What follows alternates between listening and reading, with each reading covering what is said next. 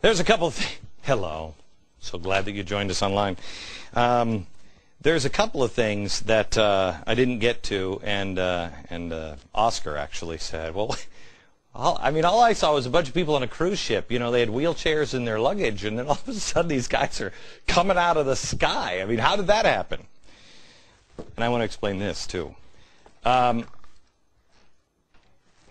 you have the 6 boats. You have the 3 cargo ships, and you have the 3 passenger ships. This is a terrorist organization, IHH. Several countries have deemed it that, including this country, said you cannot put the boats here. You cannot dock at Cyprus because this is a terrorist organization. This is Free Gaza. The American supporters include Code Pink. She was a fundraiser or a bundler for Barack Obama. William Ayers, a guy who on September 11th in the New York Times said, you know what, we didn't bomb enough. I don't regret anything we did. And the co-founder of the Weather Underground, also a unrepentant terrorist from the unrepentant terrorist organization of the Weather Underground. These people are involved with Free Gaza. Okay? She has said she wants a revolution in America. That's fantastic. So, all of a sudden, forget about the terrorist past. Forget about Code Pink. Forget about the revolution thing. Forget about his bombings. Forget about it. Think of him with wheelchairs. Think of her with candy for children. And Code Pink, of course, with anything but a gun. Free Gaza. They provide half of the ships. IHH provides the other half of the ship. Okay? 3 ships from each organization. Now they get into the water. Well, now, if you have aid, why not just bring it through Israel or through Egypt? Why do you have to bring it on the water? And why are you docking at Gaza? Why is the Gaza Strip fenced in?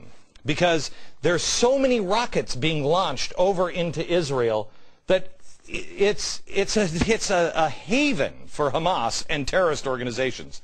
So much so that the violence is spilling out of the Gaza Strip and into Egypt.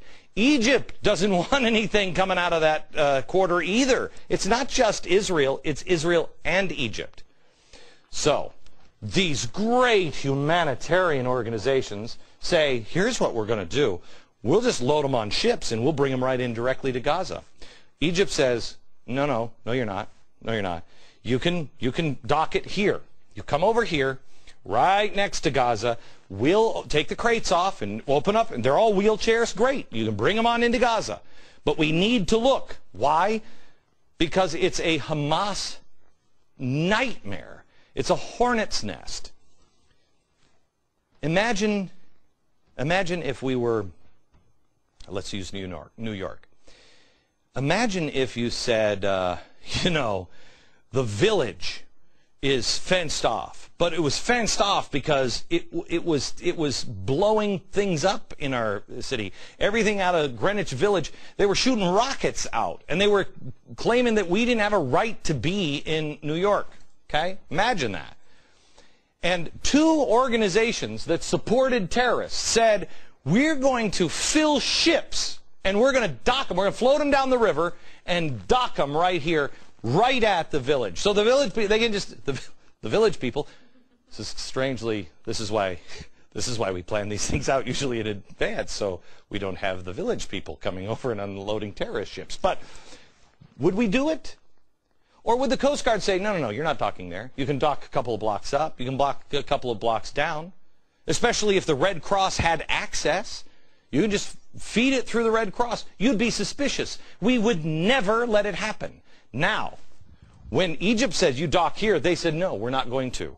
Israel offered a dock over here, said, you dock here. We'll do the same thing. No, we're coming in. Why? I contend because the peace activists know propaganda. This is from Germany.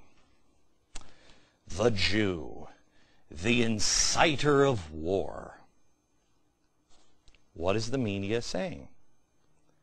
What is the media saying? They're inciting war. You know and I know, if it was the United States, we would also board these ships You'd have a right to board the ship, especially if you were surrounded by people who wanted to destroy you. That's why they boarded the ship. But they knew what these people do. They're peace activists. That's all they are. Code Pink, they just love the troops. That's all they do. They just love the troops. They're just for peace. Sure. And he's just for social justice. And if I have to bomb to do it, I will. Is she just for revolution in America? And, whatever it takes, we'll do. But they're all peace lovers. How do they always do it? What is SEIU doing? SEIU, they know they have the media in their pocket. SEIU sends people to beat people down. Like, do you have the Gladney video? No? We've lost control of the control room. Everybody's like, I'm on lunch hour.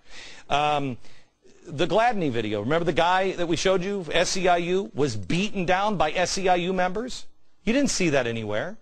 And it was they still said, we have the video on tape of them beating a black man, calling him the N-word, and still somehow or another, the Tea Party members were the problem. They know they have control of the press. They know how to spin it. It's what they do. So they were waiting for the IDF to come. And quite frankly, I think they were disappointed that the IDF didn't come in with guns a-blazing. They came with paint guns. They were disappointed. But they don't care. The facts don't matter in America anymore. The facts don't matter to the rest of the world. There's a reason this is going on, and I don't know exactly what it is, but I have a feeling it's something to do with the new world order, the new global governance, not to be confused with government, the new global governance, and settling some old scores, because we are on the eve of profound global change. You just have to ask, whose story do you believe? What feels like the truth?